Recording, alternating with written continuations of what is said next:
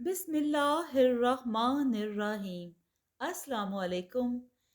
کہانی شروع کرنے سے پہلے آپ دوستوں سے گزارش ہے، اگر آپ میرے چینل پر نئے ہیں تو اسے سبسکرائب کیجئے اور بیل نوٹیفیکیشن کو بھی آن کر دیں تاکہ دلچسپ اور بہترین کہانیوں کا سلسلہ بر وقت آپ کو ملتا رہے۔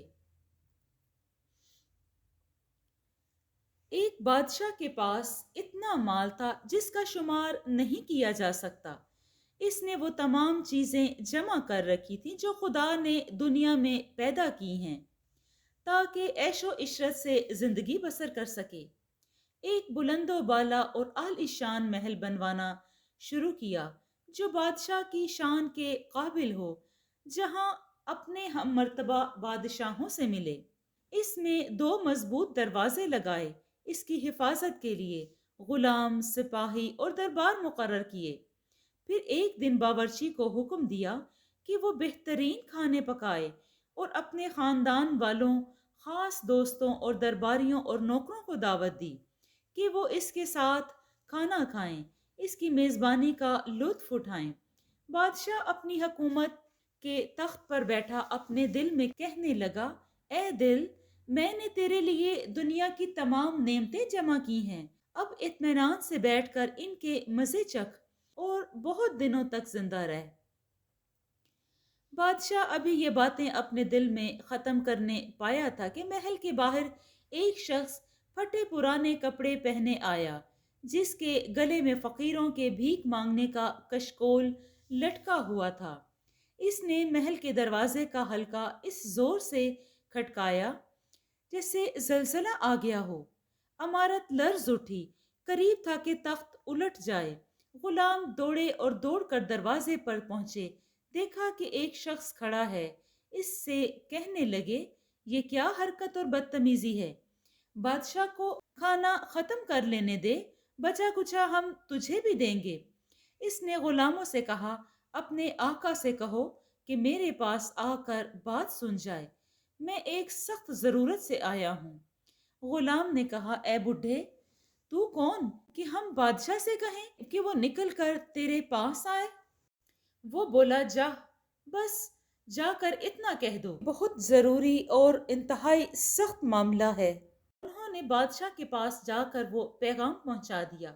بادشاہ نے کہا، تم نے اسے ڈانٹا ڈپٹا کیوں نہیں اور سختی سے کیوں نہ کہا؟ اتنے میں اس شخص نے پہلے سے بھی زیادہ زور سے دروازہ کھٹکھٹایا۔ غلام ڈنڈے اور ہتھیار لے کر اسے مارنے پہنچ گئے۔ وہ الٹا ان پر غرانے لگا اور للکار کر کہا، خبردار، اپنی اپنی جگہ کھڑے رہو، میں ملک الموت ہوں اور بادشاہ کی جان لینے آیا ہوں۔ وہ کانپنے لگے۔ بادشاہ کو اطلاع ہوئی تو اس نے کہلوایا، میرے بدلے کسی اور کی جان لے لے۔ ملک الموت نے کہا، میں بدلے میں دوسرے کی جان نہیں لے سکتا، میں تو صرف تیرے لیے آیا ہوں تاکہ تجھے ان نعمتوں سے محروم کر دوں جو تو نے جمع کر رکھی ہیں۔ اب تو بادشاہ کے ہوش و حواس جاتے رہے، رونے اور ٹھنڈی سانس بھرنے لگا اور کہا، لعنت ہو دولت پر جس نے مجھے دھوکے میں رکھا اور پروردگار کی عبادت سے روکا، حالانکہ میرا خیال تھا کہ وہ مجھے فائدہ دے گی، لیکن وہ میرے لیے وبال جان بن گئی۔ میں خالی ہاتھ ہی جاؤں گا، میرا سارا مال و متاع میرے دشمنوں کے کام آئے گا۔ اللہ نے مال کو زبان دی، وہ بولا، تو مجھ پر لعنت ملامت کیوں کرتا ہے؟ خدا نے ہم دونوں کو مٹی سے پیدا کیا ہے اور مجھے تیرے ہاتھ میں اس لیے دیا کہ تو میرے ذریعہ سے آخرت کا سامان مہیا کرے، فقیروں، مسکینوں اور بوڑھوں کو خیرات دے، محتاج خانے کھولے، مسجد اور پل بنوائے تاکہ وہ آخرت میں تیرے کام آئیں۔ اس کے برعکس تو نے مجھے جمع کر کے خزانے میں رکھا اور اپنی نفسانی خواہشات پوری کرنے پر خرچ کرتا رہا، شکر کرنے کی بجائے ناشکری کی، اور اب تو مجھے اپنے دشمنوں کے لیے چھوڑ کر جا رہا ہے اور پشیمان ہو رہا ہے۔ میرا کیا قصور ہے جو مجھے برا بھلا کہا؟ پھر ملک الموت نے اس کی جان نکالی۔ وہ کھانا کھانے بھی نہ پایا تھا کہ مردہ ہو کر تخت पर से गिर पड़ा। जी दोस्तों, ये कहानी आपको कैसी लगी? कहानी तो बहुत छोटी है, लेकिन इसमें सबक हम सब के लिए बहुत बड़ा है। खुदा से दुआ है कि अल्लाह ताला हमें अपने माल में से दूसरों का हक अदा करने की तौफीक अदा करे। आमीन।